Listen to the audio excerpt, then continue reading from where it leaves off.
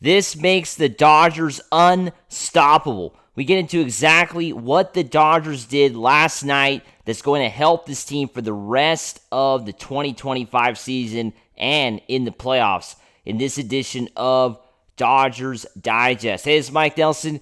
Make sure to subscribe to the channel. I want to thank everybody who's already hit that sub button. Over 8,000 of you. If this is the first time you're watching this channel, make sure to like this video and also make sure to subscribe. So we got to get into last night. The Dodgers got a big W against the San Francisco Giants, kicking off a 4-game set, 2-1, a low-scoring game. And like we talked about on the morning show yesterday with Brad J., this is the kind of win that the Dodgers really needed, right? Because I was talking about how I was a little bit concerned with the Dodgers playing in these sort of close games and being able to get the job done, right? That has been the problem for the Dodgers as of late. You know, when they outscore the opponent, they score a bunch of runs, blowout wins, sure, they got no problem winning. But these sort of close games have been an issue for the Dodgers in the last few weeks of the season. So it feels good to see the Dodgers win a game like this today, right? A low-scoring game that, you know, was today led by the pitching, right? Because the Dodgers offensively didn't have much. But today was all about the pitching, right? Yoshinobu Yamamoto had a solid start, 5 1/3 innings. He only gave up 1 hit, had 6 walks. You know, a lot of walks. There was a lot of base runners for sure. But Yamamoto was able to pitch around it, right? He was able to get through the jams, which is obviously great to see. You know, because Yamamoto did struggle with control. But, you know, at the end of the day, what matters is that Yamamoto was able to get through those jams. And kind of what happened in the 7th inning, right? Michael Kopech walking a couple batters, and then Blake Treinen walking a couple batters, and a run came across, right? 4 straight walks for the Giants in the 7th, who only had 1 hit in the entire game. I mean, the San Francisco Giants were basically completely shut down offensively. A team that has struggled to score runs all season long. They struggle to with power and all that.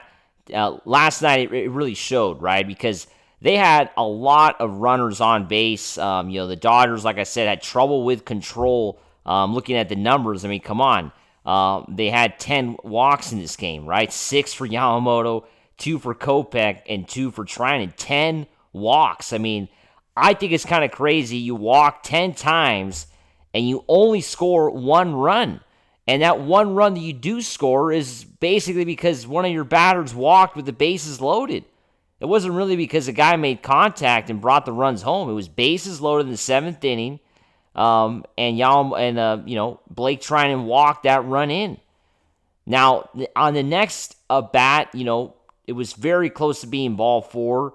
But Treinen got that strike 3 call, which looking at the replay, it sure was strike 3. But of course, if it would have been ball 4 in that 3-2 count, the game would have been tied at that point. But that fastball clearly got the outside part of the strike zone. Sure, I don't think Giants fans liked the call. But the game was at Dodger Stadium, so it doesn't matter, right? You could hear all the cheers coming through because Dodger fans were definitely happy about getting that strike 3 call.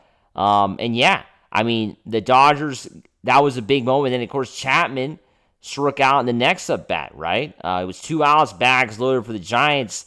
And that was kind of the last shot the Giants had to try to tie up this game. And Treinen got the big strikeout there in a high-pressure situation. And, this is what it's all about. This is what makes the Dodgers unstoppable. I mean, it's that simple. I mean, if the Dodgers have this sort of pitching in the playoffs, who is going to beat this team? I don't see it. I don't see anybody in Major League Baseball having the combination that the Dodgers were able to put together last night against the Giants, right?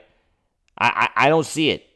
I mean, the Dodgers have elite starting pitching, right? And Yoshinobu Yamamoto, and of course, Blake Snell, and Tyler Glasnow, and Shohei Ohtani, and Clayton Kershaw. These are all, solid guys. They're all-star pitchers for the starting rotation. And, of course, we have one of the best lineups, if not the best, batting lineup in baseball, led by Mookie Betts and Shohei Ohtani and Freddie Freeman. Just those three guys alone. With those three guys, that makes the Dodgers the most dangerous team in baseball when it comes to offense. Now, if the bullpen is able to put together a performance like today, yeah, it wasn't the best, but it still was very good.